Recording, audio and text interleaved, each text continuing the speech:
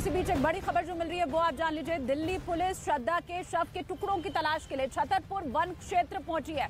महरौली के जंगलों में पहले से ही तलाशी दिल्ली पुलिस की तरफ से की जा रही थी। अब बड़ी खबर जो मिल रही है वो ये है कि छतरपुर के जंगलों में दिल्ली पुलिस आज पहुंची है श्रद्धा के शव की तलाशी के लिए।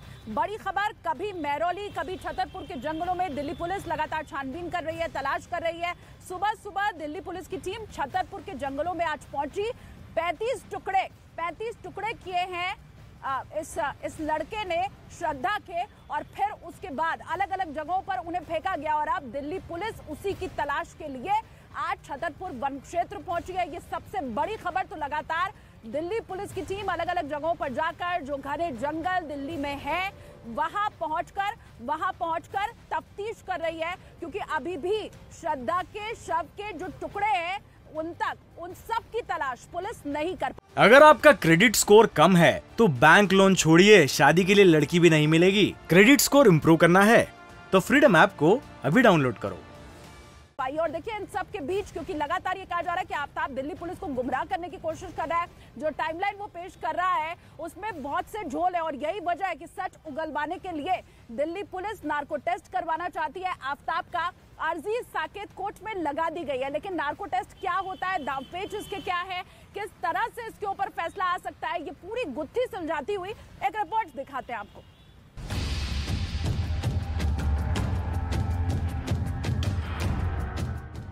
नार्को टेस्ट के जरिए आफ्ताब सच्चाई बयान कर दे, क्योंकि आरोप है कि दिल्ली पुलिस की अब तक की पूछताछ में उसने कई सवालों के जवाब नहीं दिए। वो पुलिस के सवालों को गोलमोल जवाब देने में जुटा है ताकि वो मामले को गुमराह कर सके। ऐसे में पुलिस को उम्मीद है कि इस टेस्ट से उसे सच्चाई का पता चल जाएगा।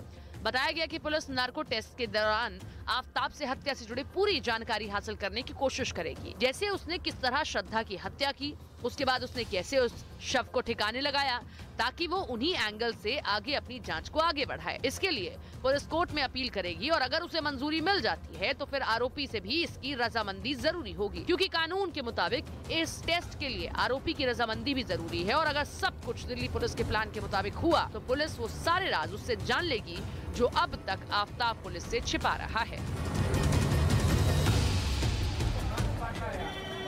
तो देखिए एक बड़ी खबर आपको लगातार बता रहे हैं, और इसी बीच एक और बड़ी खबर सूत्रों के हवाले से बता दें कि देखिए लगातार अपने सिम जो है वो चेंज कर रहा था आफ्ताब, और इसी बीच जो नए सिम से लगातार डेटिंग एप्लीकेशन जैसे कि टिंडर और बम्बल जो है वो डाउनलोड कर अलग अलग लड़कियों से लगातार बात कर रहा था और उन्हें अपने घर पर बुलाता था। आप समझिए कि जिस फ्रिज में उसने शव के टुकड़े रखे हुए थे श्रद्धा के, उसी फ्रिज में वो खाने पीने का सामान रख रहा था जिसमें उसने हत्या की थी श्रद्धा की। जिस घर में जिस बाथरूम में उसकी हत्या की थी वहीं पर आफ्ताब उन लड़कियों को लेकर आता था जिन डेटिंग एप्लीकेशन से वो लड़कियों को बुलाता था। और यही वजह है कि अब उन डेटिंग एप्लीकेशंस को एक लेटर लिखकर बकायदा दिल्ली पुलिस ने उन लड़कियों की जानकारी मांगी है कि आखिर किनके संपर्क में आफ्ताब जो है लगातार था, किनसे आखिर वो बातचीत कर रहा था, कौन लड़कियां थी जो आफ्ताब के उस घर पे गई थी, क्या उनको भी श्रद्धा के इस मर्डर केस के बारे में जानकारी थी। सीधे लिए चलते आपको साकेत कोट, हमारे सहयोगी आनंद तिवारी लगातार हमारे साथ वहां पर बने हुए हैं।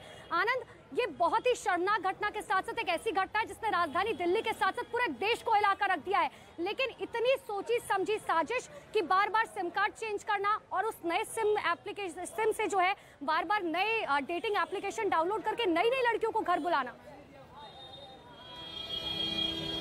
जी देखिए, बिल्कुल शनिवार को जब इसे पहली बार गिरफ्तार किया गया तब से ही ये बिल्कुल एक पेशेवर अपराधी की तरह पेश आ रहा है और पुलिस को गुमराह करने की कोशिश कर रहा है। जो जानकारी मिल रही है कि इसने इस कत्ल की वारदात को अंजाम देने से पहले और बाद में करीबन दर्जन भर सिम जो है वो बदली हैं, और उसने जो अपना मोबाइल फ़ोन है वो OLX पे भेज दिया था। OLX को लेटर लिखा जा रहा है ताकि उसकी डिटेल पता चले कि वो फ़ोन अब किस शख्स के पास है और किस तरह से उसमें से डाटा जो है वो डिलीट किया गया है।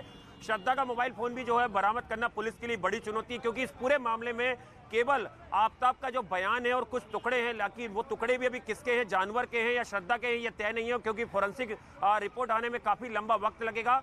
तो पुलिस के यहाँ अभी कोई ऐसा ठोस सबूत या ऐसा ठोस क्लू नहीं है कि कोर्ट में जब चार्जशीट पेश होगी तो पुलिस अपना पक्ष मजबूती से रख सके। इसलिए हत्या में इस्तेमाल हथियार, श्रद्धा के कपड़े जो उसने एक कूड़ेदान की गाड़ी में फेंक दिए थे, और इसके अलावा जो मोबाइल फ़ोन है ये बरामद होना पुलिस के लिए बहुत ज़रूरी है। लेकिन क्योंकि 6 महीने का वक्त गुजर गया है और अब 6 महीने के बाद अनुपमा यह बहुत मुश्किल है कि वो तमाम साजो हत्या में इस्तेमाल जो सामान थे वो पुलिस बरामद कर पाए, क्योंकि एक बड़ी चुनौती है पुलिस के लिए वो हत्या में इस्तेमाल किया गया हथियार बरामद करना, श्रद्धा के कपड़े बरामद करना। आज पुलिस ये तमाम दलील साकेत कोर्ट में रखेगी और इसी के आधार पर वो आगे रिमांड की डिमांड करेगी कोर्ट से।